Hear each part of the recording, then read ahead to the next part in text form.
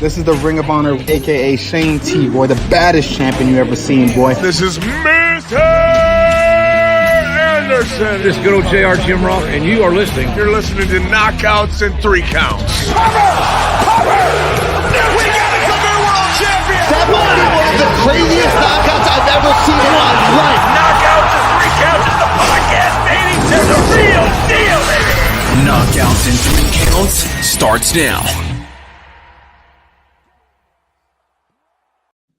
Ooh, what up, though? It is another Thursday, and we have learned one time again that the tried and true dick kick still works, even in Brazilian Jiu-Jitsu. This is Knockouts and 3 Counts, and man, do we got a lot of stuff to talk about heading into this weekend. So, like he said on Twitter, you know, it's becoming like a yearly thing. It's going to be like slotted for Ryan McKinnell soon, but, you know, or maybe Ryan McNichol, as Dave keeps calling him. Oh, God. But, we got the return of our buddy Ryan McKinnell to talk all things AEW All Out, Clash at the Castle, all that good shit. How you doing, man?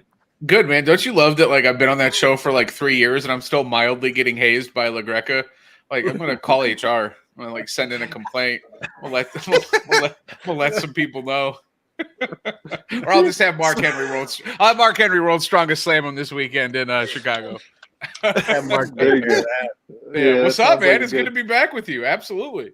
Hell yeah, dude. I am looking forward to this weekend, dude.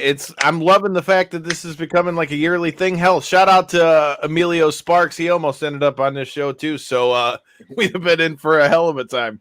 Emilio's a good dude. He likes good food, good music, good conversation. That's that guy. I like that guy. I just went to a brunch with him. Didn't we? We actually all went to brunch together when you were. We out, did. That's why I brought it up when you were on. Busted Open. Yeah, for Double or Nothing in May. So yeah, no, it's good to be back with you. Double or Nothing was a few months ago, and now here we sit on the cusp of another All Out. It's exciting times. I'm missing my birthday weekend and Labor Day because you guys are going to be holding it down in Chicago. We did it last year, but I'm going to be holding it down on the West Coast this time. And it's probably better because that would have been a hell of a drive from Columbus to Chicago from Saturday for Sunday because I'm from South Bend. And there is no way if I was back in the Midwest that I wasn't going to Ohio State, Notre Dame on Saturday night. So like finagling that sort of like cross-country trek, like I didn't want to do that. So it's good. I'll post up at the crib. I'll have my drinks. I'll have my medicine. I'll be good to go. I'll enjoy my weekend, and it'll be a good time. And I'm stoked for Sunday, man. I just want to tell you. That sounds like a hell of a game to be in attendance for. I've been looking forward to that as soon as they announced it, man. I know. I've got FOMO, but it'll be all good. I'll figure it out. So I'm coming back to the Midwest. I'm actually going to be in your guys' neck of the woods. I'm going to be up in the Detroit area at the end of September, beginning of October. Going to check out a Bears game the week before. I'm going to go see a concert at the Fillmore in Detroit on the 3rd. So I'm excited.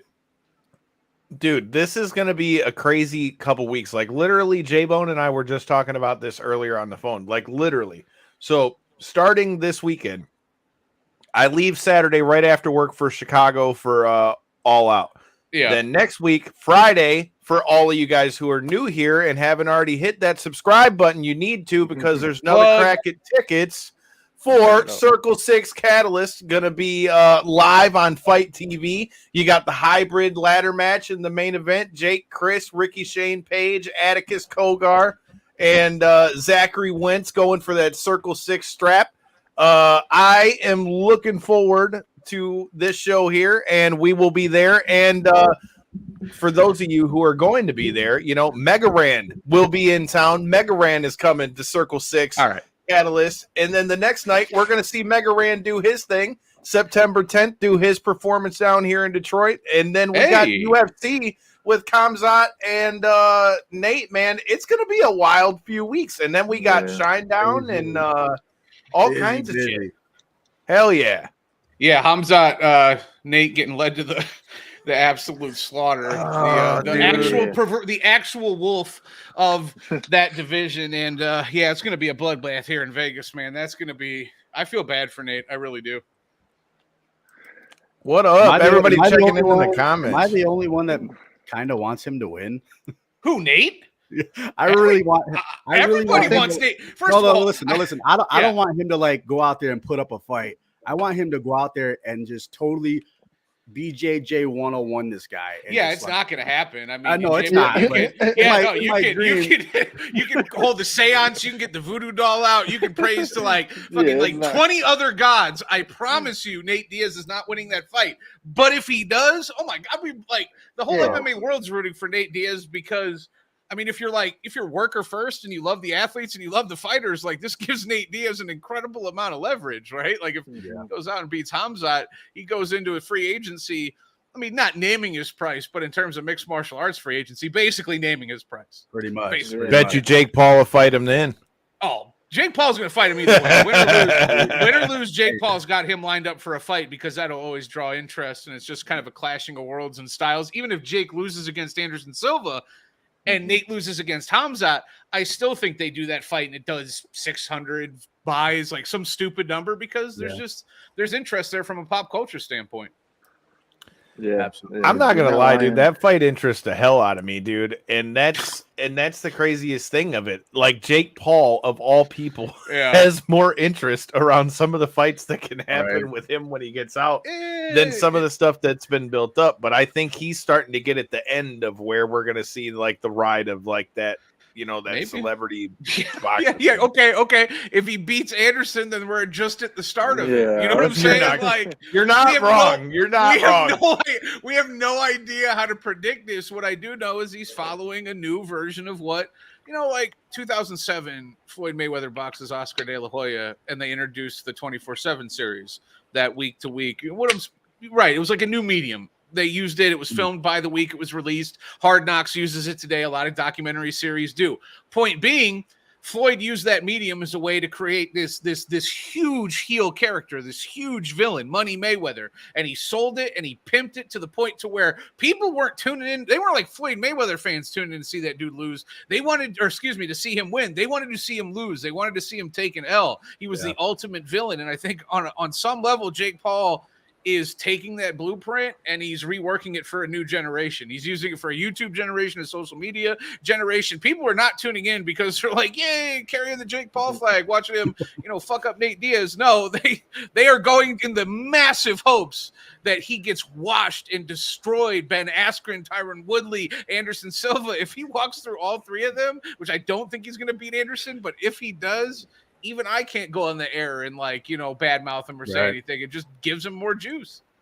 Yeah, dude. And the craziest thing with it's fine. It's just crazy that this matchup finally has taken place, or at least is announced to be taking place, because that had kind of been the direction everybody that was in the combat sports world was like, hey, all right, you want to do this like fighting former MMA fighters, fight Anderson Silva. Yeah, everybody that I heard it from a million shows. Well, now it's actually happening, so it's kind of like a real put up or shut up type of moment. Yeah, and even Dana White, Corey was like, yeah, I mean, if he's doing it, good for him. I mean, that's free publicity from the president. You know what I mean? Even he couldn't deny it. I ain't gonna lie though, he might be in trouble. Anderson ain't no joke. Oh no, Anderson just beat Cesar. Yeah, he just beat Junior, Julio Cesar Chavez Jr. And Junior is lazy and blown up and not exactly the best. I always version thought of he was himself. lazy. Huh? I always thought he was lazy, dude. Oh, yeah, Even when I he was still absolutely doing was. this boxing, he drove me nuts. No, Silver Spoon, son of Julio Cesar Chavez, like 100%, but still's got legit talent and grew up and spent his whole life boxing, and Anderson beat him at 44 years old. So, no, I'm with you, J-Bone. Like, that is not an easy fight for Jake Paul. But again, talk about the equity he gets with the victory. It's just massive. Yeah. Yeah. You gotta start that hashtag, save us, Spider. Dude, if he beats Anderson. The scariest part about it, though, is the fact that, like, regardless of what any of us think about him, the guy has proven that he's got power at this point, and that's what's scary. Because if he hits Anderson too, like, I'm just saying, like, I just need Anderson Silva to take this as serious as possible and like go in there aiming to fuck him up. Because if he gets caught, the dreams would be crushed. Oh, dude.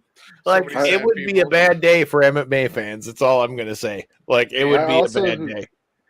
I also think they're leaning in this direction, too, because of the rumblings of, low ticket sales in the last one, the cancellation in the last two fights and stuff. I feel like this was kind of like, we knew we had this ace up our sleeve the whole time, and hey, it's time to pull it, you know. And here we are. We know this is going to be a fight that draws the, you know, fanfare, and what a perfect time for it.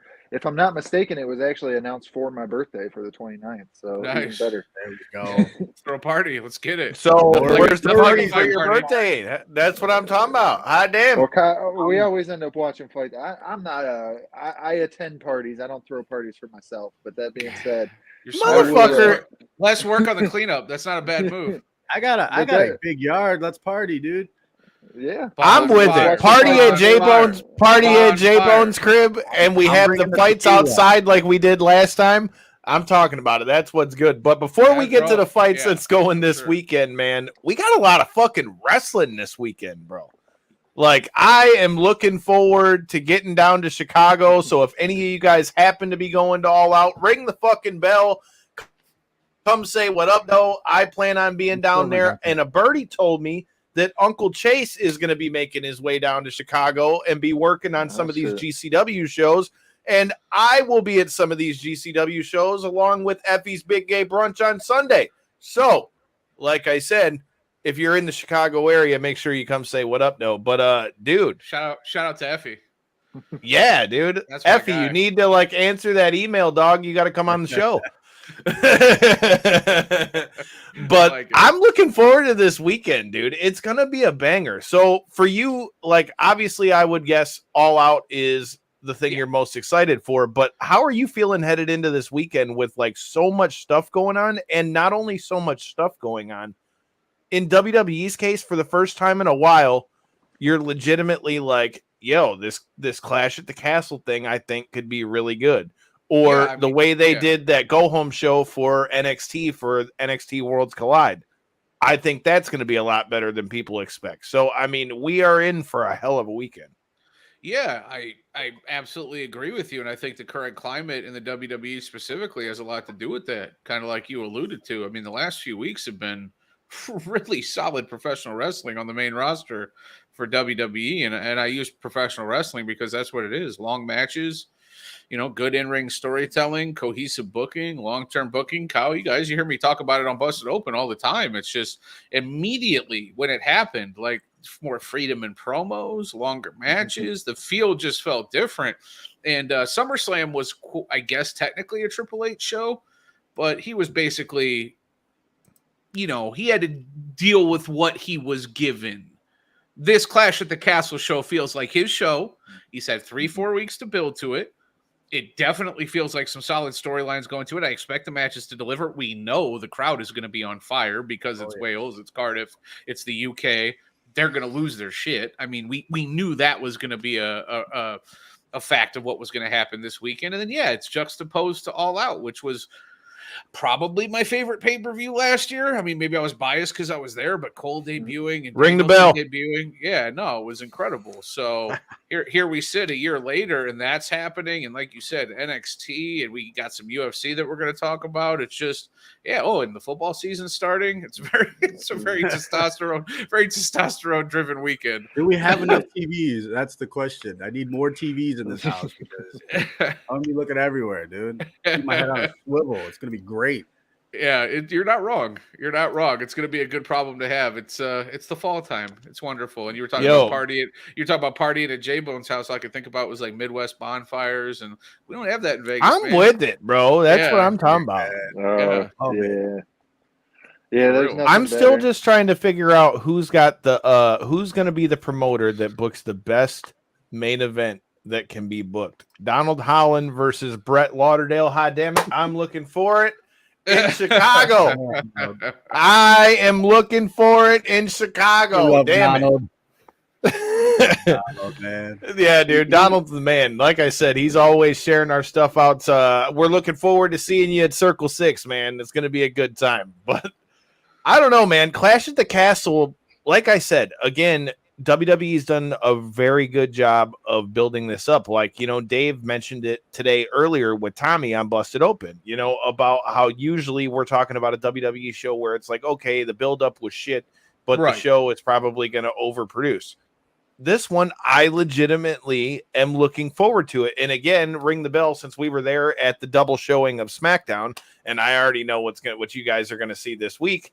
You know, they're doing a good job of keeping everybody strong. You know what I mean? Where I felt like with Vince, it was very much so you could see who he wanted to be getting pushed. Like when Theory first started to kind of get his push and things of that nature. Now, even in like the situation with Roman and Drew, they're keeping Drew as a credible, strong person for Roman to fight. And man, for it being in Cardiff, I mean, I know the general rule is when you're fighting in your hometown, you always lose. I mean, shit.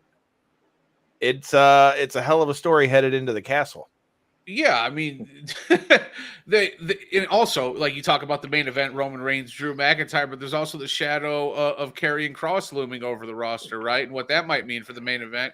And, everything else that's been happening in terms of returns, in terms of excitement, we're hunkering down. But to your point about the storytelling, I mean, you're absolutely right. And Dave was absolutely right. You know, the big events, I guess you could throw Crown Jewel in there, but WrestleMania, Survivor Series, SummerSlam, Royal Rumble, Money in the Bank, you know the deal, right? It is very much a tedious sort of like endeavor to sit there throughout the weeks and watch 3 hours live or 2 hours live and not DVR and cut through all the nonsense to get to, okay, today's a Saturday or Sunday and, the matches are going to deliver. We've had matches leading up to this. They felt good. They felt exciting. The stories have felt relatively tight. And again, it's unfortunate because it's not like it's been amazing, right? It's not like it's been this just over the moon attitude era. Oh my God, this is so compelling. This is just must watch. It's like the bare minimum. It's like the bare minimum and the small changes have felt so astronomical because the shit before was so bad and so frustrating. Like I had to hate watch Monday Night Raw as a job for 4 years, and I'm not complaining because there's a lot of other worse jobs out there. But you're sitting there and you're watching, and the show sucks. Like it's terrible for the last month or so. It hasn't been. It's been really fun, and I'm sure the audience. It reflects on them. Like they can feel it too. When it's, watchable, when it's good, and when it's just kind of tedious. Yeah. Can't argue that, dude. That's something we touched on a couple of weeks ago, Kyle. You said something about it was going to take a while for us to really see a change in WWE. I mean, it's going to take a while long term, but I think we really did see. I mean, if you can't see the changing of the guard, man, you ain't watching because it's night and day right now. And I think it's great.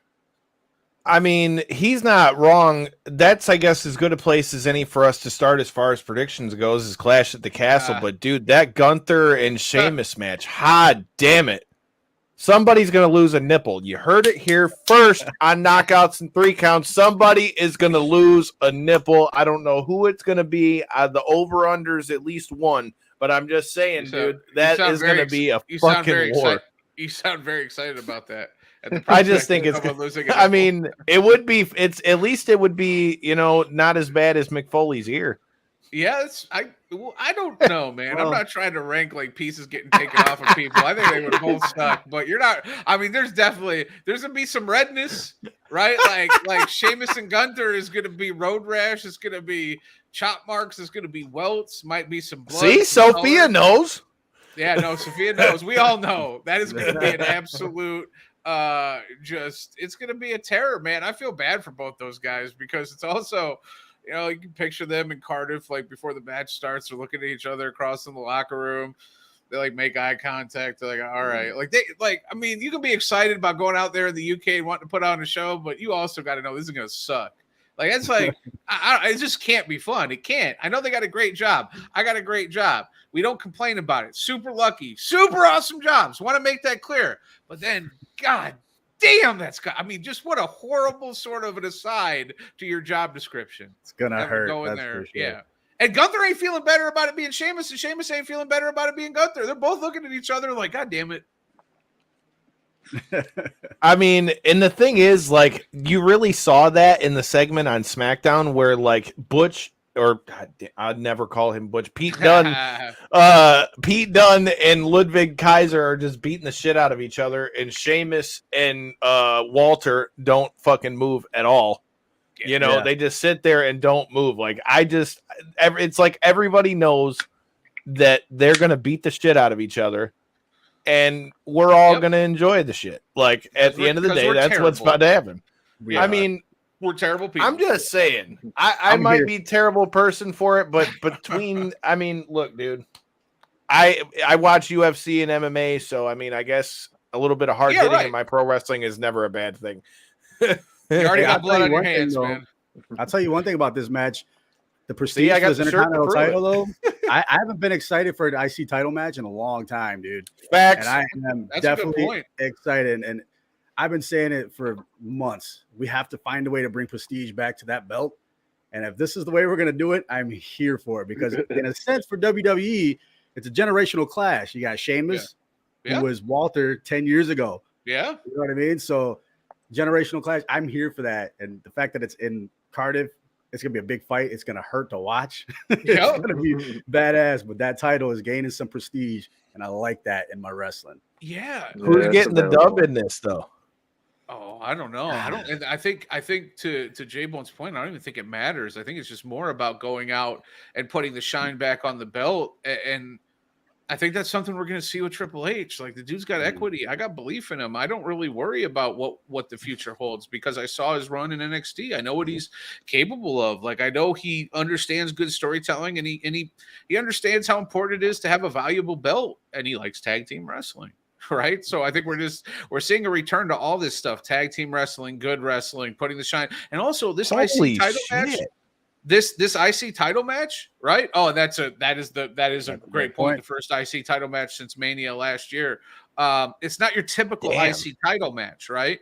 Like, the IC title is always like the workers' belt, and it's technical wrestling. We just celebrated the anniversaries, Davey Boy and Brett and Perfect, and maybe that's my own sort of nostalgia, like linking the history towards it. But I'm all for, like, not to borrow Pete Dunne's, but all for a bruiserweight championship, right? If Gunther wants to go out there and just fuck everybody up, like if that's like what it's gonna be for like a year, and he wants to do like his own tribal chief thing where he's just a destroyer and just wrecking people and taking nipples, I'm all for that. Also, taking nipples is a great shirt. Like, I know he's not really into the like comedy gimmick, but like taking nipples could be a great catchphrase if he ever wanted to go down that route. Just saying. Ludwig Kaiser, you better keep that tracksuit zipped up, homie. You better make sure he holds onto that belt. All I'm saying is that match is going to be badass. And like I said, when I got to pop in on Busted Open with you and Andreas, man, shout out to Andreas. Dude, thank God we're already starting to see like some of Triple H's favorites get a little bit of change because, oh my God, the Pete Dunne Butch thing was making me want to like smash my head into the wall. So I'm just saying, I can't wait till you guys see SmackDown this week. I think that Gunther, I can't say it. Walter is going to keep the belt. I agree with you, Donald. I think Walter's keeping the belt, but I think it's going to be a war. And you know what, dude? I feel like Sheamus has pretty much gotten himself to this point where whether he wins or loses, nobody's looking at Sheamus any different because there's no way that Walter's walking out of this match without getting the shit kicked out of him too. I think it's a match you start the show with, and I think it's the first match of Walter's reign where we really signal back. Yeah, where we signal back and talk about like, and Andreas, you brought up Andreas Hale, he brought up a great point. Like, we haven't seen PWG Walter. Like, we haven't seen like the Walter that's really capable of going out there and having jaws on the floor where people are just like, yo, that dude did what? Like he had put on what type of match? No one's seen it. No one, not even all did. Well, it was dragging off matches. Like it was close. But I'm just saying, we haven't seen it on the main roster, and there's a large portion of professional WWE universe fans, whatever you want to, however you want to refer to them, that have no idea what Walter's capable of. I think we're going to get a huge dose of that over the weekend. And again, I think it'll be that match that we circle back on in terms of Walter's reign, where we say that one was the one where I think a lot of young kids, a lot of people that may be uninitiated, pay attention for the first time. I can't argue that, dude, because the match that got me tuned into Walter was actually against a past guest of this show in PCO, man. When they went at each other, dude, they beat the shit out of each other. And then, hey, for those of you guys who are new here, make sure you hit that subscribe button. You can go check that out later. But, that match, they beat the shit out of each other. That's why I said I instantly looked at Walter. That's why when Evolve was still coming around and we got to see him here in Livonia, like, it was crazy, dude. I got to take a picture with the guy. And then the next night, somebody busted into the car and stole the WWE UK Championship in I Chicago. remember that. And my buddy texted me the next morning, "What the hell? Did you steal the belt?" I'm like, "No, man, not me." And then I looked at the thing. Not it. And then I saw what happened. Yeah, dude. I know, but the thing is, out of all people you could steal it from, you're lucky that he didn't find you, dude, because he'll just chop you and it'd be over with. But I don't know. Chops would be the least of your worries. I feel like he's one of those dudes. It's like the same thing hanging out with Mark Henry.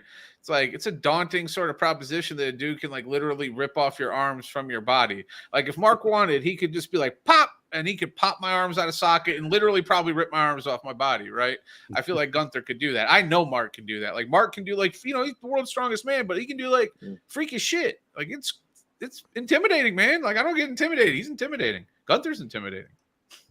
I agree completely. I think the belt is staying where it is on that one. Yeah. Well, let's start a little bit. That's probably going to be a little bit further down on the card. We're going to have Edge and Rey Mysterio's the team of Hall of Famers on this one against the Judgment Day. And the question going into this one is, with everything that's going on, man, do you think we could see Dominic turn and, you know, join with the Judgment Day, dude? I'm just saying. Yeah, no, we've been asking it for a very long time. When is Dominic going to turn? I'm judging that on his Eddie Guerrero mullet. Like the longer the Eddie cut sweet, goes, like we're getting to like prime Eddie, like 97 Eddie, cruiserweight champ Eddie, you know what I'm saying? Like 98 Eddie, getting the flame trunks and the mullet's getting like right about down to here. It's about perfect. So once that mullet has reached its final form, I think the turn comes. And yeah, I definitely think it could be this weekend. But dude, we've been asking that forever. I mean, yeah, Poppy Rhea's definitely got to be in the mix. Like, I love where this is going. I can't wait for the turn. I've been waiting for it forever. I actually Sophia says it's happening. Yeah, I did too. Sophia, I'm with you, but I thought that was gonna happen like 4 months ago. So I've been hoping and wishing and praying, but I applaud him for holding off on it because it's been fun, just the waiting and the anticipation, and you know, it's good. Wouldn't it be like when it happens, though, it's going to be such a role reversal, dude, because you go from Edge being the leader of Judgment Day and being this big heel, and now they've turned on him, and you got the two of them teamed up, and then if Dom finally does turn on Rey, holy shit, you talk about a reverse of fortunes in this one. But as far as this match goes,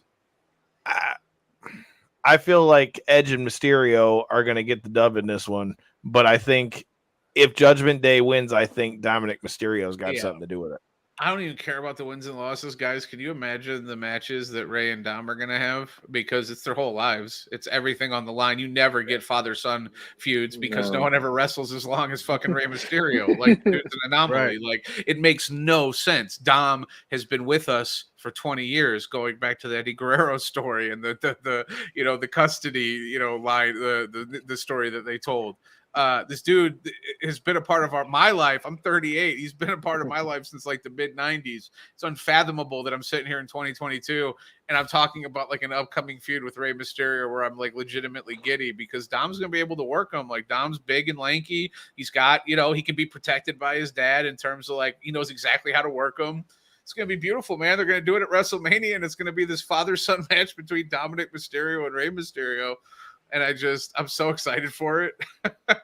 I don't think there's any way AJ is joining Judgment Day, but that would be like what are you talking? Like a Bullet Club spinoff, man? No, we don't need anything like that. No NWO, no Bullet Club. It's good how it is. Have Papa Rhea do her thing and have Dominic be the fresh blood. And it keeps calling her that, Papa Rhea. I mean, I mean, how can you be mad at it though? Jeez. Yeah, no, it's great. It's great. So do you think Edge and Rey are going to get Edge and Rey are going to get the dub, J-Bone?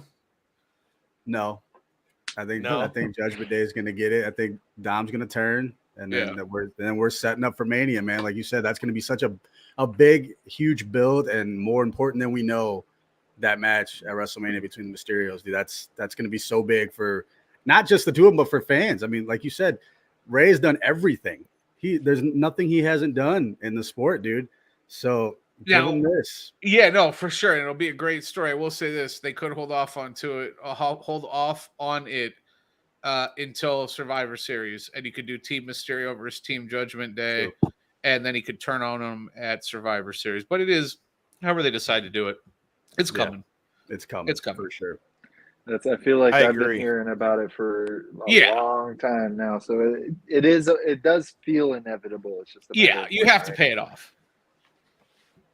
Well, I mean, I think ultimately, you talk about, the old school way of doing things, and you talk about payoffs and things, get your payoff. Shout out to our sponsors, G3 Payroll, Tax, and Accounting. Make sure you get your taxes together and tell Jack and the homies that Knockouts and 3 Counts sent you.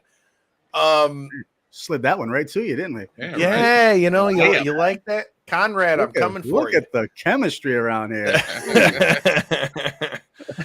Speaking of chemistry, dude, I'm looking forward to this next match. Matt Riddle and Seth Rollins is got money on it. Seth Rollins and Matt Riddle's got money on it as long as Matt Riddle can keep his head on straight. But how are you guys feeling about this match? Well, I say it all the time when wrestling things really make their way into my sphere. Of course, I cover it for the show and stuff, so I'm kind of tuned in that regard. But for the most part, I'm on the MMA side, and when these things do cross my path, there's usually a reason for it. It's because it's made its way into the broader sphere, I guess you could say. Yeah. And that whole call out, that face-to-face interview thing that they did, it really genuinely did feel like there was some tension in the air. So even for somebody who's a casual like me, it gave you a reason to be interested into that match. And it didn't seem like Riddle was fake mad at the end either. It seemed like he was genuinely pissed off too. Fake mad. Well, you know what I'm saying? You can definitely tell when somebody's acting. I just gotta bust your balls. Like, I mean, I get what you're saying. It didn't feel like he was. I get it. It's because he's not. I mean, it's obviously it's been run by him, and they've talked about it. See? What they're I mean, the promo was visceral. It was real. They touched on a lot of real life things that Matt Riddle has went through and that he's currently going through. I mean, I would have stayed away from that shit just because the noise is so loud right now and the allegations are so gnarly. And I mean, hey, more power to them. We know what type of athletes there are in terms of working a story, in terms of working a story inside the ring, I should say. They're two of the best. I have no doubt the match is going to deliver. And I'm with you, J-Bone. It's always better when it's realistic, when it hits that sort of real world sphere where you don't know where the line is. And yeah, I'm sure Riddle was pissed because it's not hard not to be pissed. Like, you've got all this stuff going on in your real life. And by all accounts, there's tension between, Seth and Rollins behind the scenes. Now that's good because they'll be able to work it out inside the ring and we can kind of feed on it. The energy's there in their voices. There's that sense of realism to it. So, stretch it out, drag it on, but be careful with it because if stuff starts getting worse with Riddle and the noise starts getting louder, and then we look back 20 years from now, we're like, hey, remember when WWE turned that into a storyline? It's not the best look, but it's WWE. They're used to not having the best looks here and there. Jeff Hardy. Ain't that the truth? Yeah. You're not wrong. But I mean, in this sense, like you said, I really believe that we're gonna have a banger of a match. Oh, it's gonna be a Clash at the Castle. And I mean, we've been singing Riddle's praises as far as the wrestling goes since he was doing his thing with Evolve and all that. Like, that guy is really good. I think Triple H knows that Riddle is really good, and I think now that he's got full control over the creative, I think there's a good chance that you're going to see him, getting pushed towards a world title soon, as long as he can stay out of his own way. With that being said, I think Clash at the Castle, I think this might be the first big stepping stone for him to start making his way up that way and getting a W over somebody like Seth Rollins in a banger of a match. I agree with you, Sophia. I think Seth always delivers too, but I think he's going to deliver in a match where, like you always hear on Busted Open, I feel like Riddle's going to go over and Seth's going to get himself over. So I think it's going to be a banger of a match. I could absolutely see that. Seth might be the best at doing that lately. You know what I mean? He's putting these guys over in a sense of wins and losses, but he walks away even better.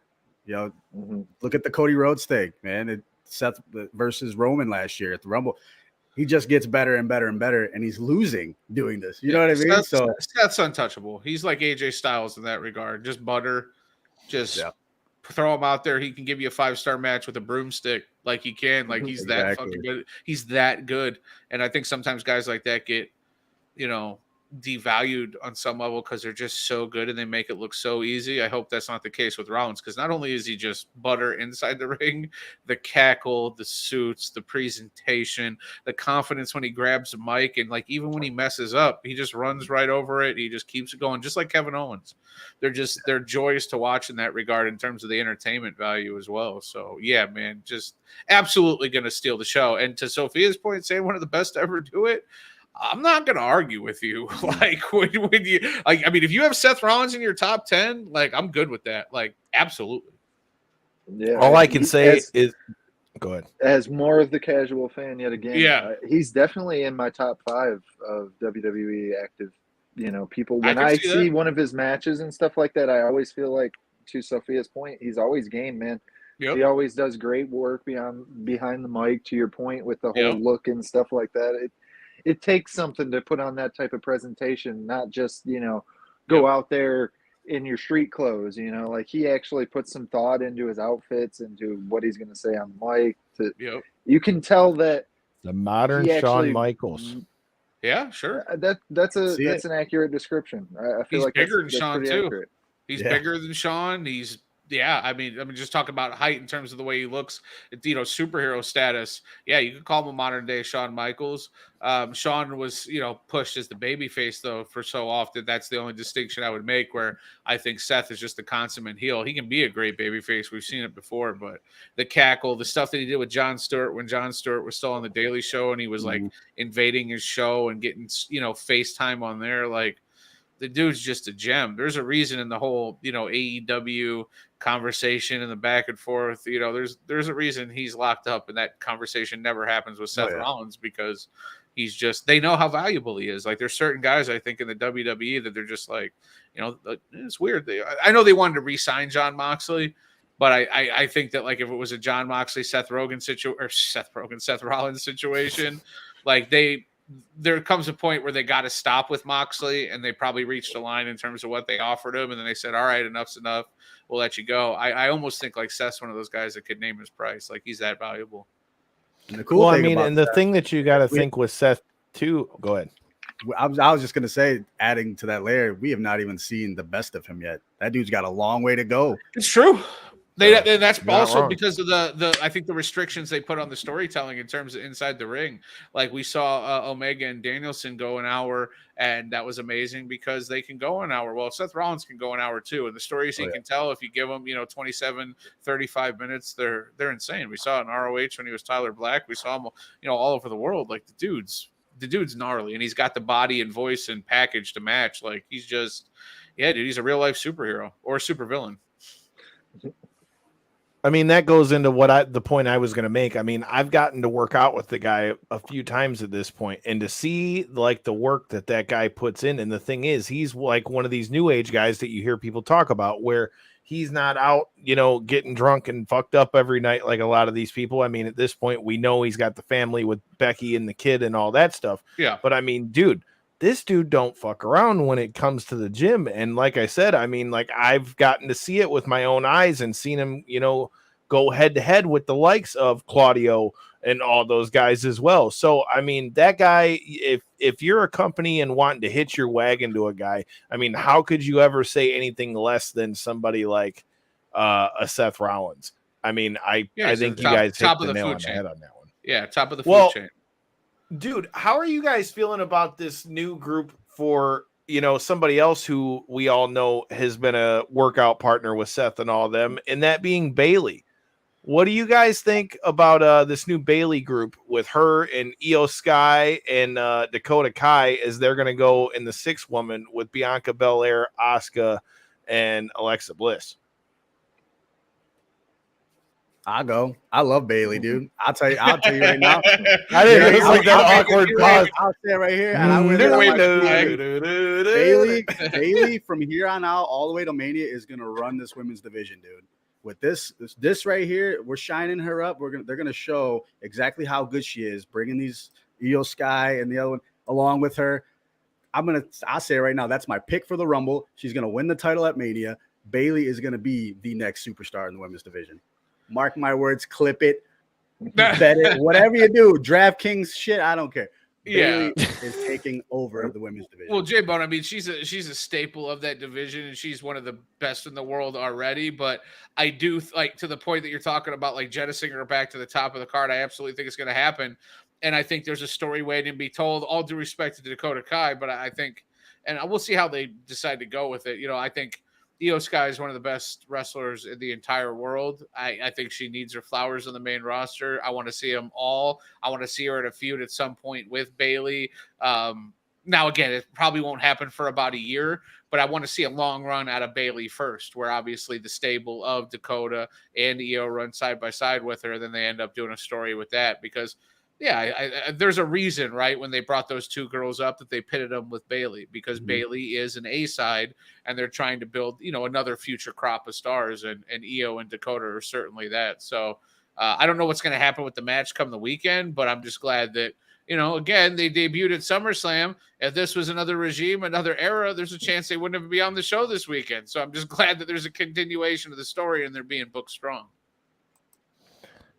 I can't argue that, dude. I kind of feel like Bailey and them need to get a win on this one, though, because like we've heard with like the fact that they've never really said that they had a name, and, you know, now that they didn't win the women's tag team championships, I feel like it's crucial that they need to get this dub to be able to kind of assert their dominance too, because like you just said, J-Bone, you think that Bailey is going to take over the women's division. Well, if she manages to, I don't know, pin Bianca Belair somehow, even if they don't have a women's title match for a while, I mean, that's immediately going to put Bailey in that picture, and them getting that win would automatically, you know, keep Dakota and Io around for the tag title. So for me, I feel like they need to win this match.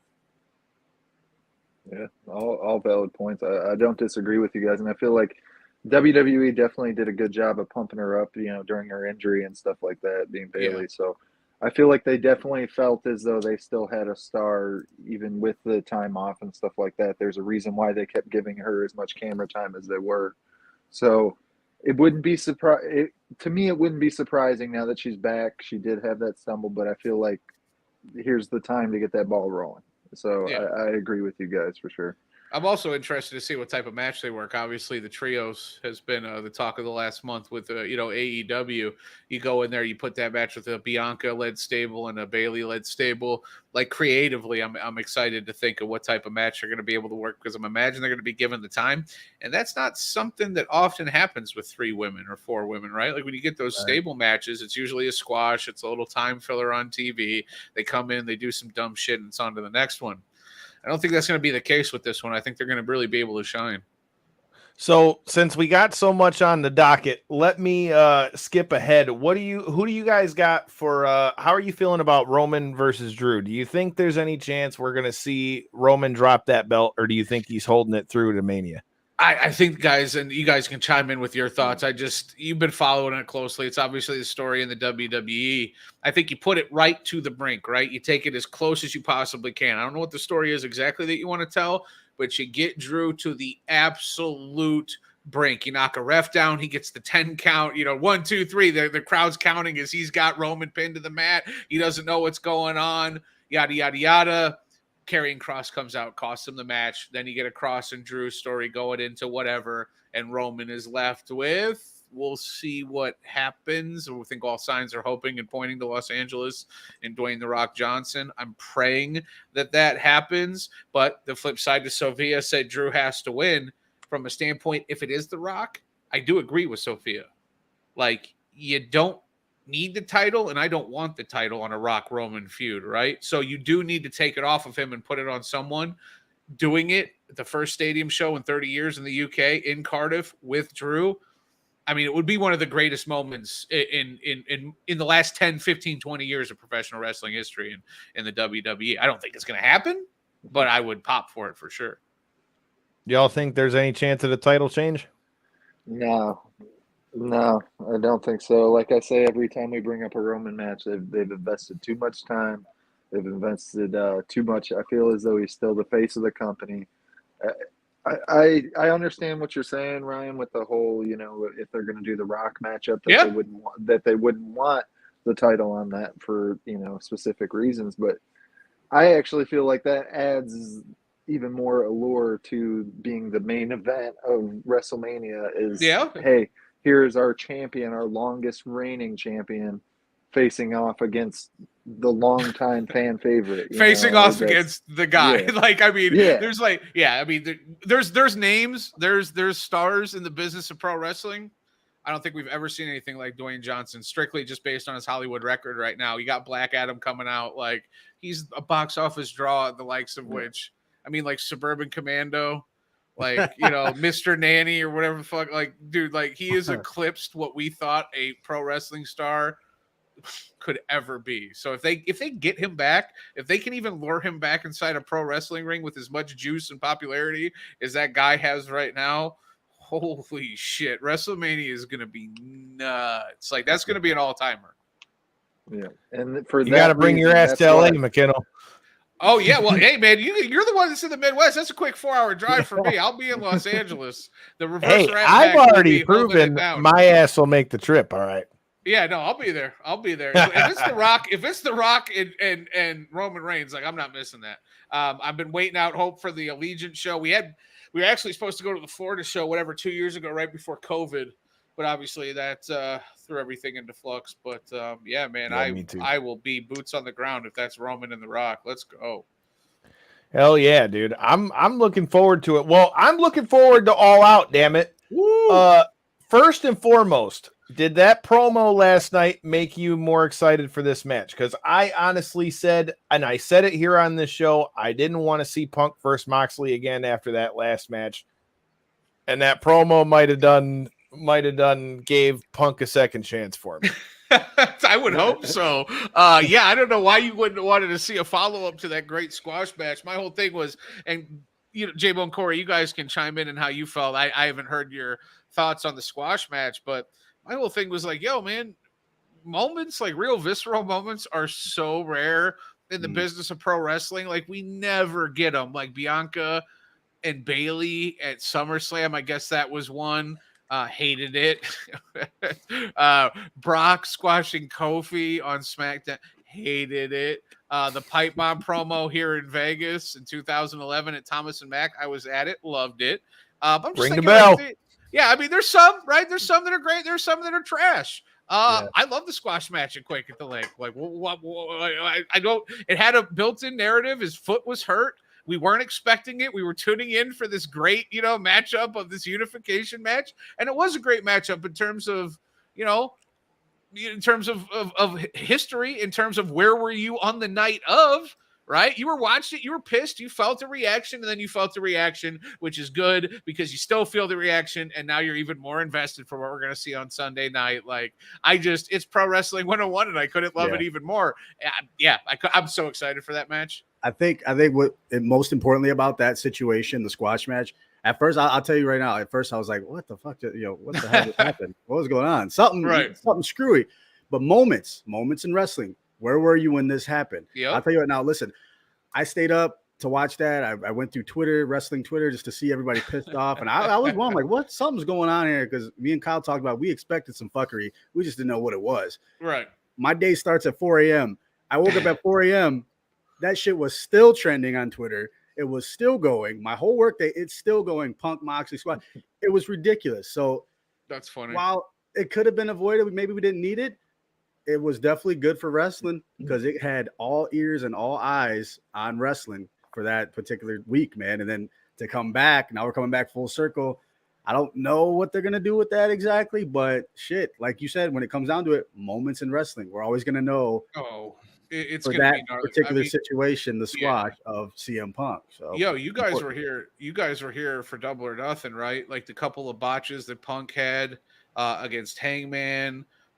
He had some good matches throughout the year since his return against Darby Allin, but I mean, main event, like, championship, shine that's on in the attention and everything is watching you. Like, I don't CM Punk has something to prove, but I'm sure he's got a little bit of a chip on his shoulder, and Moxley's just been destroying ever since he showed up there 3 years ago.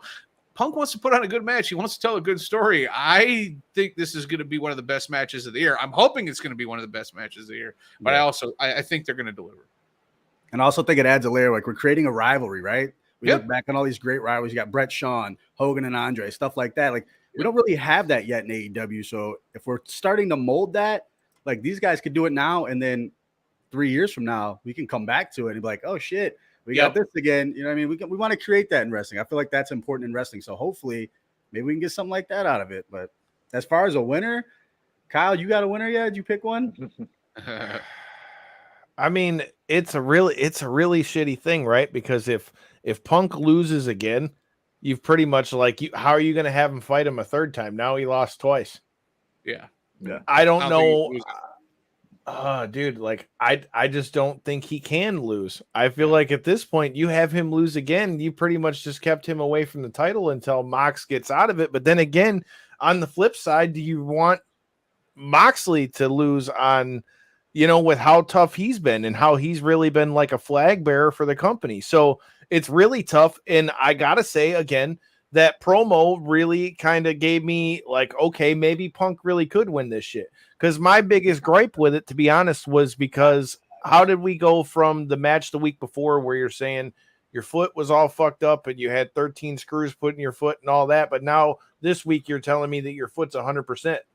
So, I mean, that was what was tough for it on me, but I especially after the way that promo went, dude, I don't think CM Punk can lose this one, but dude, I wouldn't be shocked either if Moxley comes in and just fucking maybe doesn't squash him, but comes out with another dub. Now that I would have a problem with, right? In terms of storytelling and investment, because you'd kill CM Punk. Like you would, unless you're really building towards like a nuclear type heel turn where he just goes full Heath Ledger and the Joker and chaos and anarchy and just kill everybody and blow everything up and take no prisoners. And he doesn't even have a stable. He's just doing the worst stuff you could possibly imagine in the realm of pro wrestling.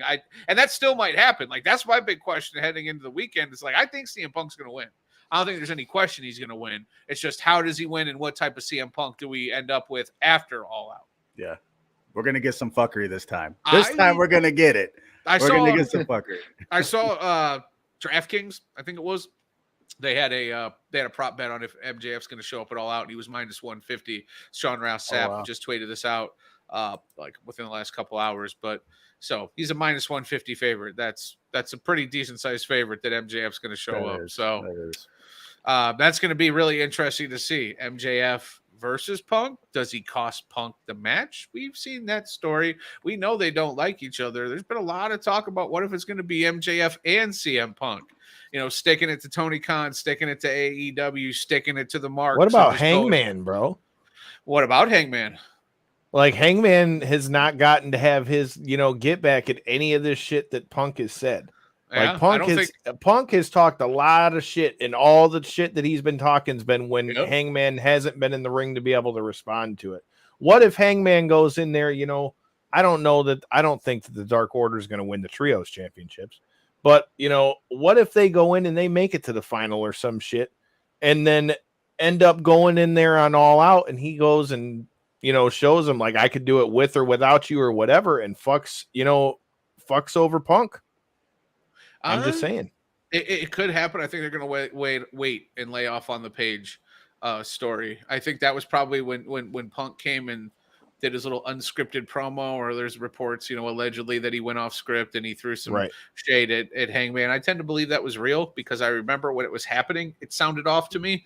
Like I was watching it, I was like, that seemed odd. Why would he set him up that way? And like the delivery was just very visceral and angry, and it just didn't feel like a pro wrestling promo. So I think they might let that cool off a little bit and just wait and figure out what they want to do with that story, because there is a story there.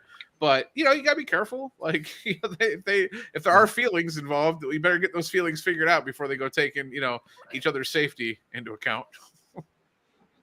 Can't argue that, man. And the thing is, too, it's like, it's interesting, too, because a lot of the things they were saying that Punk was pissed about was a lot of the same stuff we heard him be pissed about in WWE. So, I mean, you're really going to have to pay attention and see what happens there, because, I mean, definitely in a situation like this, I mean, he's getting paid well.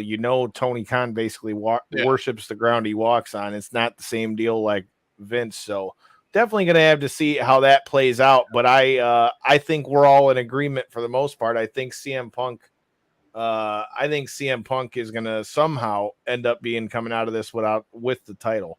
I think to your point, Kyle, I think he's just like a perpetually angry dude. Like, I don't think that like is even like a pro wrestling thing. I mean, let's just go back to like his youth, like straight edge and like the way he carries himself. Like, he's very opinionated. He's very cocksure. I remember he said a thing about his tattoos. He's like, I believe enough in my convictions. I get them tattooed on my body. And it's like, that's cool. I believe in as much in mine. I just don't have to tattoo them on my body and tell the world. Like, there's been things throughout his career, like as an entertainer, as a personality, where you watch and you're like, wow, that's a quirky sort of like thing that like compiles him, that makes him up, that's a part of his personality, right? And the vibe that I've gotten from him over the last 20 years is that he's a prickly type fellow. So I feel like he'd find something to be pissed about, even if he was making $50 million a year and he was in the main event of WrestleMania and he was wrestling Kevin Owens for an Iron Man match. You know what I'm saying? Like, he'd just find something to be pissed about, because I feel like he needs that. And also, I feel like his fans on some level, they feed off of that, because aren't we all just like perpetually pissed a little bit, like somewhat, tiny bit? Oh yeah. Yes. Yes. 100%. You're not wrong at all, dude. And I mean, that's the craziest thing about this whole card is, like, they literally from top to bottom, dude, this thing's got bangers on it. You know, I'm looking at the 0 hour before we ever even get to before we get to All Out. What do you guys think? Out of the 0 hour, you've got Pac versus a returning Kip Sabian. You've got Eddie Kingston versus Tomohiro Ishii. And then you've got Hook defending the FTW title against the guy from the Jericho Appreciation Society. So out of all that, cool hand, that's it. Cool hand. Yeah. My guy, I can't. I like that guy. Don't mind me. My eyes are like, I'm trying to like read it on the thing. Crazy eyes. Where's Daddy Magic? That's where I want to know that guy. That's my dude. Yes, dude. I love that guy. That motherfucker is wild. You're not wrong, dude. I think the standout on that one for sure, I think, is going to be Eddie Kingston and Ishii. I'm just gonna throw that out there. You think? That's that's AEW's Walter and or Gunther and Sheamus. Yeah, that's what that definitely shit is. That's gonna be a bloodbath. Definitely. I think Pac and Sabian's going to be good, but I don't think Sabian's taking the title off of Pac. It'll be interesting to see where Sabian's going to have to go, after all this goes down. But you said that's the pre-show, right, Kyle? Yeah, that's the pre-show. Yeah. Okay. How are you guys feeling about the return of the casino ladder match, though? Because the casino ladder match hasn't really panned out for anybody that's won it so far, whether it be Brian Cage or, whomever it is, it really hasn't panned out yet. This match has got a hell of a list of guys that are in it. Who do you guys think's going to win, and who do you got as the surprise entrant? Do you think we see somebody new show up? Fellas? I don't think anybody new shows up. I think we're beating that dead horse for a while, but dude, it's so hard. Like, you got Claudio in that match. I feel like he's going to play a major role with Wheeler Yuta. I mean, depending on the outcome of the world title match, I mean, it could kind of play into each other. But the Joker, man, if we're just going into business for myself, and I said this earlier, Kyle, I don't think it's going to happen. But what's going to get me off my ass during that match? If my boy Eddie Kingston is the Joker and somehow comes out and fucks up Claudio after all this shit that went down, dude, I'm going to be so with that. I'll just shut it off at that point. Like, hey, my night's made. Eddie's in the ladder match and wins it, dude. Come on, please. That is money. Probably won't happen, but that's old J-Bone booking for himself. So yeah, no. Now that you've said it, it's all I want. Corey, we all need Eddie Kingston back in the wild card of the what was it? The casino? The casino battle. The casino battle royals Vegas. What are they calling this? The Casino Royale ladder match. It just says casino ladder match. Let's keep all the casino themed stuff for Double or Nothing in Vegas, Tony. You're really messing with my vibes here. I can't keep up. Ryan's getting a little biased over there to Vegas. But as far as who I think's going to get the dub in this one, dude, I don't know. I wouldn't be mad at all with the Eddie pick, number one. Number two, though, as far as I think who's going to win, I think Andrade is going to win. I could see that. I could see. I think Andrade's going to win. He's the perfect I could one see for that. Yuta. I could see Yuta winning as well and keeping it in his back pocket and making that be a storyline. I know it's not like the briefcase. It's not like Money in the Bank, but it's kind of like that.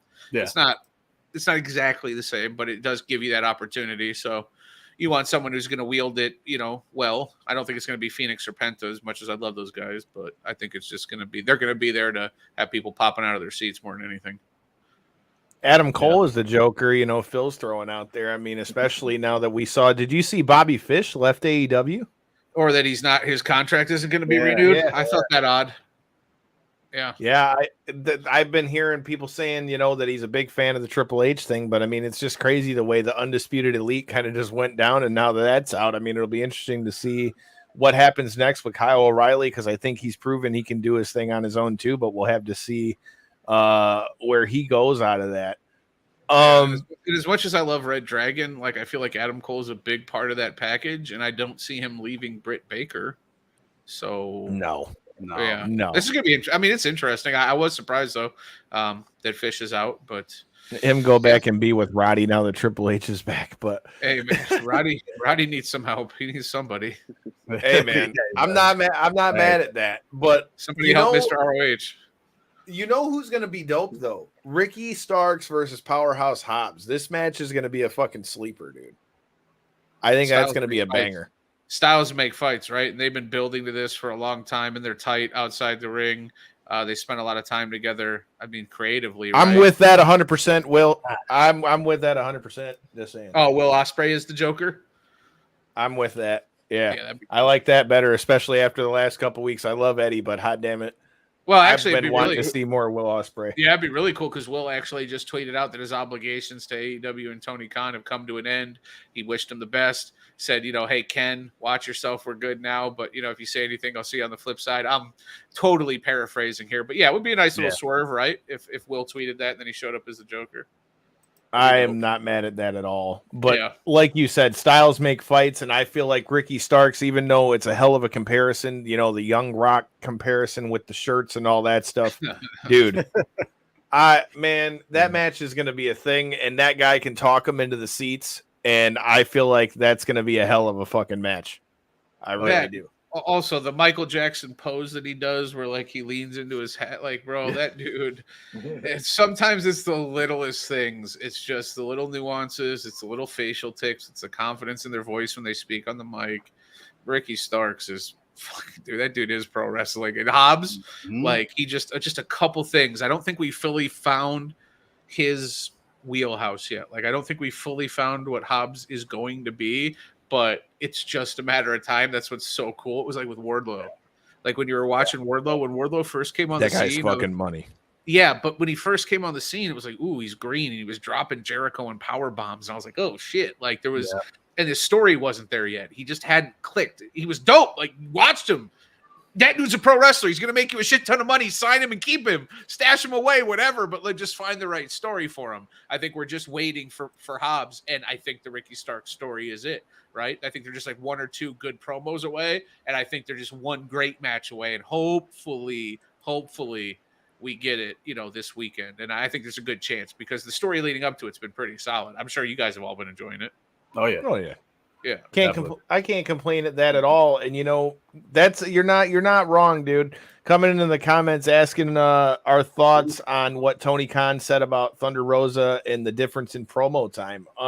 That's a very good point, dude. I mean, because Punk, let's be honest, dude, with the way that match went the week before, there were a lot of people shitting on it, and Punk and them had a good chunk of time for that promo thing to come out. But then again, I also see what he's saying in the a CM Punk promo drawing more attention to it. So with that being said, what are your thoughts on the promo and who do you think is going to get the interim belt come Sunday? I think fans, especially pro wrestling or any niche fan base like underground hip hop or heavy metal or Star Wars or I don't know, pro wrestling, take your pick, right? People really just get wild with their takes and just find anything to be perpetually pissed about, right? I'm glad that Tony gave a a real answer. He was like, yo, it's about ratings. And an 8-minute Punk promo is going to do better than an 8-minute Thunder Rosa promo. It's like, all right, yeah, no, you're probably right. We understand why he said it.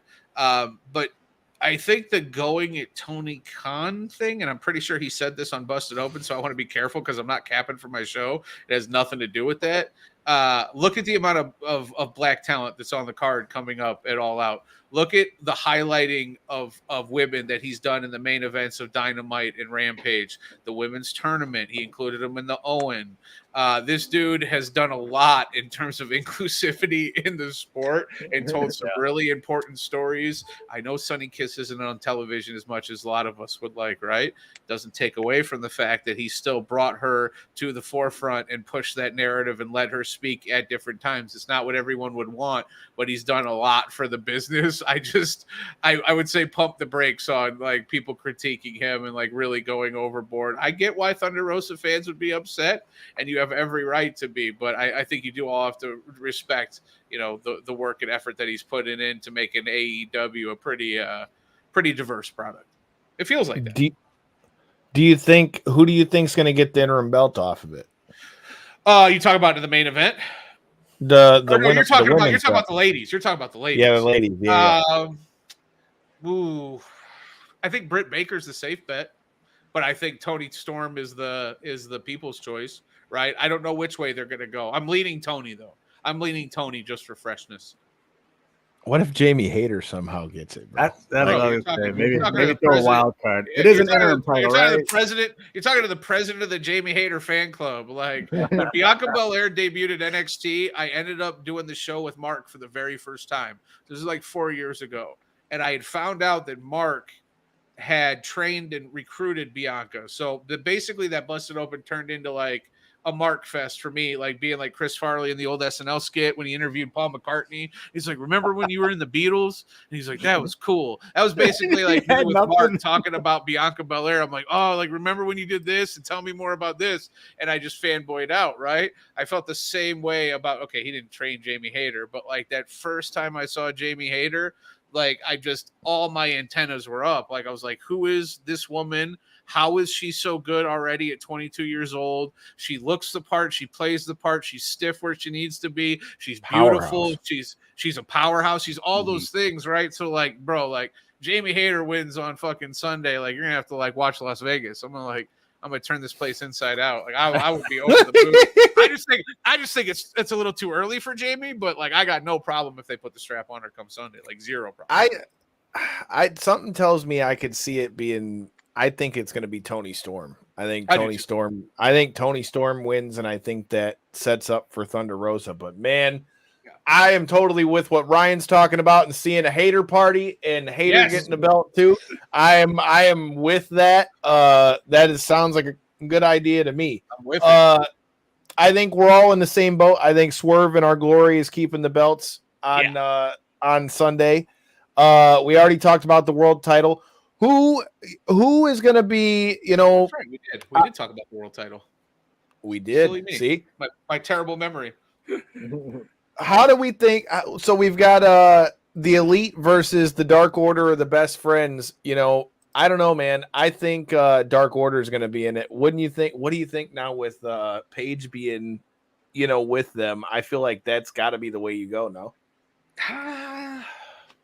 I don't know. I mean, I think it's a really rich story to tell. I think it's a really fun story to tell. And I think at different points, the Dark Order hasn't got the shine probably that an AEW original, because they are, right?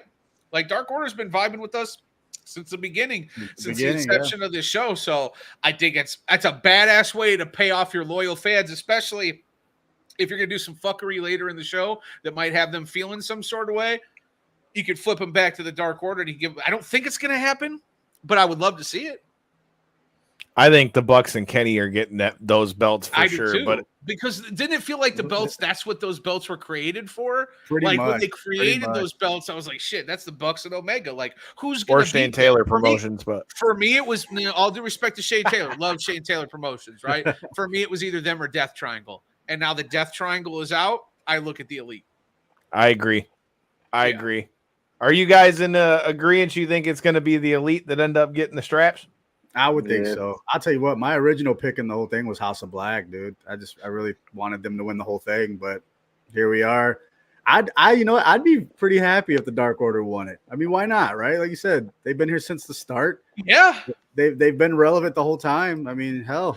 And if there is backstage anything with Adam Page and CM Punk, this is a great way to calm those waters until you can figure out what your next step is, right? Like you tell the story, you give Page something really solid and really something surprising and fun and a good narrative to sink his teeth into and, quell whatever gnarly waters might be brewing. Right. Because again, it's going to happen. And if they lose Friday night, then Page don't have a match for All Out. So. That's a good point. Well, I definitely think that's going to be the finals. It's going to be Dark Order and the Elite. I definitely think that's the match.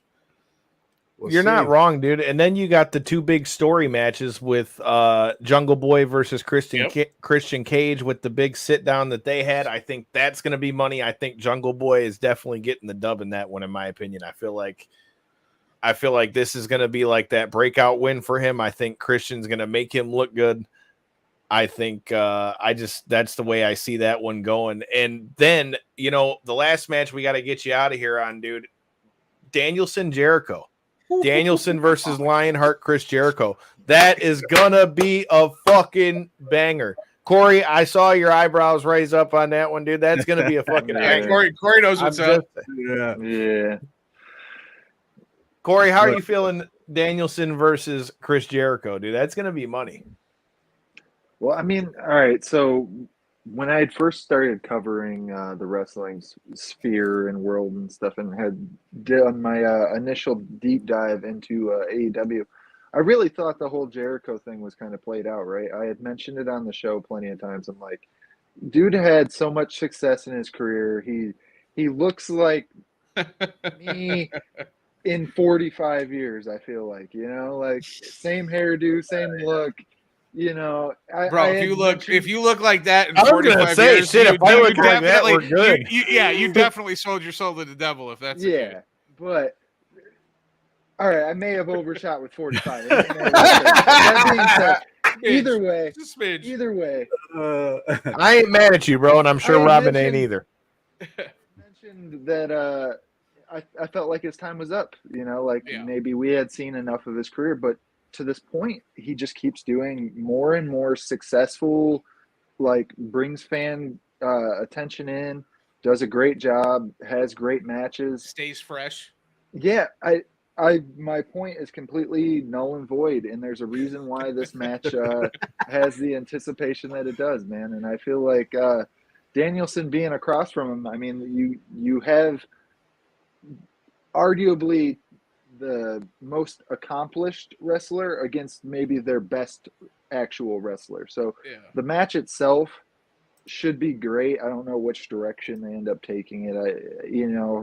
You guys know how I feel on most of that. But that being said, the match itself and the ability for this to draw in eyeballs, I feel like this is definitely a banger, Yeah, it is. I'll tell you what. You talk about kind of being over Jericho when he came back around to AEW in 2019. I started watching pro wrestling regularly on a Monday basis, starting back in 2010 when Nexus came around and right before the pipe bomb. And Jericho was spiky haired rocker Jericho, and I felt like save us Y2J. Yeah, and it was just kind of it was whatever. And I knew Lionheart, and I love the cruiserweight division, and I love Jericho. But it just it felt like maybe he was a little bit phoning it in. He hadn't found exactly a good sort of groove to get himself in terms of storytelling. And it was just kind of whatever. And then a few years later, back in Vegas and the Festival of Friendships happening with Kevin Owens. And then a few years after that, he's going into the Painmaker with Omega and New Japan. And then a year after that, he's in AEW and doing what he's doing. This dude has proved you wrong. At multiple points, he's proved me wrong. At multiple points, he continues to prove everybody wrong through reinvention. I saw him open a show at Monday Night Raw in London, England in 2016, and he opened it against Sami Zayn, and he was terrible. You go back and he was slipping off the ropes. He just wasn't locked in, whatever. Everyone has an off night. I'm just saying, I haven't seen that at all from Jericho recently. He continues to improve. And yeah, if there were lulls in passion or whatever, I understand also because he was working for Vince McMahon. I can understand the lulls in passion when, things are promised and then taken away. Not judging the dude. I'm praising him for what he's been able to do and accomplish over this run. It's been ridiculous, man. And he understands what's on the line. J-Bone, like Sunday night, Chris Jericho, he's wrestling the American Dragon. It's been billed as Lionheart versus the American Dragon. Just the fact that they're billing it that way, they know what's on the line. This is hopefully going to be one of those matches we tune back on in 25 years in terms of the catalog. Like we got the catalog of Brett, the catalog of Austin, the catalog of whoever. Hopefully when we look back on the catalog of Jericho, this Danielson match is, in the top 20. That'd be awesome. Hey, and I was saying it earlier, man. This could very well be the match of the entire weekend. It could. I'm talking Clash at the Castle to everything. This could be it. I hope it opens the pay-per-view. I really hope that opens because that's going to be like we always say, the most important matches are the first one and the last one. Yeah. The first one's just as important as the main event. And I feel like this is the one that's got to open this pay-per-view. And like the Tom Brady of wrestling, dude, the guy just gets better as he gets older. To be honest, Jericho's the man. And he's reinventing himself, still relevant. Bro, he's better. He's better now than he was in 2010 when I saw him, and he's better now than in 2016 when I saw him in London. Yeah. So, yes, he's better now. That legitimately better. Like in terms of execution, moveset, speed in the ring, being locked in and being focused. Yeah. He's better, which is nuts. And mentally, we still got that part in this match. The wild card in this match, Daniel Garcia. And here we are still playing into the future of AEW. And that's Jericho's doing. I can guarantee you that because he always finds a way to bring along the young guys. You know what I mean? So kudos to him. That's my shout out to Daniel Garcia's mom who took our picture after the show was over because we totally didn't realize that was. She was like, "Yeah, that's my son." But dude, I appreciate the time and all that good stuff. Cyril Gane and Tai Tuivasa are going at it this weekend as well. Are we going to see another shoey, or does Cyril Gane assert his dominance? I love Tai Tuivasa, man, but I'm thinking Cyril Gane's just too large of a mountain to climb. He's too well-rounded, too diverse, too good at the feet. Now, listen, Tai Tuivasa's got that shot that very few people have in the terms of at any point. I don't care if Cyril drags him into the 5th round and he's breathing out of every orifice in his fucking body. Tai Tuivasa's got power behind him. He can just throw ham hocks at somebody. So he'll be game, but I just think Cyril Gane's way too technical, way too advanced, way too just better. How's that for a breakdown? He's way too better. He's way too better. Put that on the MMA 101. He's way too better. Put that on the UFC broadcast with my little Twitter handle in the lower hand corner. He's too better. I like Gane. He's too better. Corey, you're our MMA guru over here. Is he too better, or is Tuivasa hitting the shoey? Like I had mentioned on Tuesday's show that I feel like the big thing in this is his movement. Cyril Gane, whether he's able to circle out and not allow himself to be put in situations where Tai Tuivasa can land some of these shots, I feel like that's really the difference maker in this fight. It's going to be, is Gane going to be able to circle out, or is Tai going to be able to cut off the cage properly? Don't ever let your back touch that cage. Don't ever let metal feel the back of your back or your skin. That would be the worst thing for him. Yeah. Yeah, and I feel like Cyril Gane has showcased his ability, his movement in there in the heavyweight class is really second to none in that top 5 upper echelon of the heavyweight division right now, and I feel like that's what's going to win him this fight. But especially when you're talking that night button. I'm not a betting man myself, but when you talk about somebody with the knockout power on a win streak, confident in their skills up to this point, Tai Tuivasa has really kind of came around that curve from where we first started to see him in the UFC to where he is now. And for him being, I believe it's like a plus 600 if he wins by knockout, which if he wins, I feel that's the only way he's winning. That's how he wins. Oh, for sure. I'm not a betting man myself, but for all you guys that are out there, to quote Yanni the Greek, I'm sprinkling some shit on a knockout. Bro, Yeah. fade. If there's anything I leave you with on this episode of Knockouts and Three Counts, fade Yanni. Fade that dude. And what fading means in handicapping and betting, folks, just do the exact opposite of whatever Yanni the Greek is doing.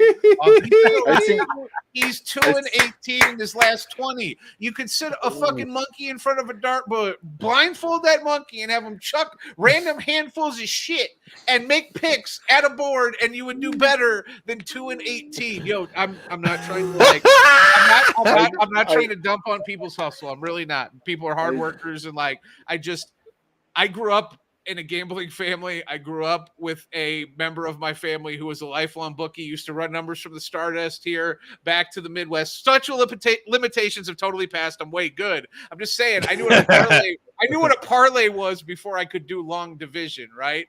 And watching these touts, and especially in Vegas over the last 15 years, people coming into the handicapping space and like, you know, fade this and chalk that, and they learn a little few terms, and then they go out there and they're being labeled as experts. And again, this is not with Yanni in mind. It's all touts, right? It's really, really hard to find good gambling sort of expertise in the space. I'm just going to throw you one name, and he's one of my favorites. He's the homie out here in Vegas. He's written for MMA Junkie. You guys might know him. Dan Tom. Dan is the man. He does his homework. He is a great analyst. Like, listen to the people who aren't on TV. And I will dump a little bit on Yanni. Don't listen to Yanni. Fade Yanni. Like that. I as somebody who watches all the bro, Tuesday night contender series, I was well aware that he has not been doing too great. Like even the announcers have been never done good. Shade at him. He's never done good. He's never done good. He gives the worst advice. You are losing. Do not let that man take any more of your money. Just do the opposite of whatever he says, and you'll be a rich, rich man or woman. Well, when shout out to Ryan, because Dan Tom just got a follow on Twitter. Yo, Dan, follow him, subscribe to him on YouTube. Like, he's really, really, really, really well informed. He understands the sport at a level that most don't. And he was like the producer on MMA Junkie Radio for like a decade back when they were on Sirius. I'm just saying, he's been around the sport. So, like, he's in the gyms at Syndicate and Extreme Couture. He's watched the waves of generations of fighters. Like, he doesn't go back as far as I do, but he's not that far removed. Like, I think I'm my 15th year. I think Dan's like 8, 9, 10. I've known Dan for a while. Like, the dude's just really well informed, and he's not like a paid tout. He's not. That's the other problem with these guys and girls, whoever is out there. And it's not just mixed martial arts. They're literally paid to give picks. They have to give picks. Give me the guy who's like, I'm not betting this week. Because that's what I grew up around. Like when football season hit, the person who I grew up around, there were some weekends that would go by, he wouldn't bet.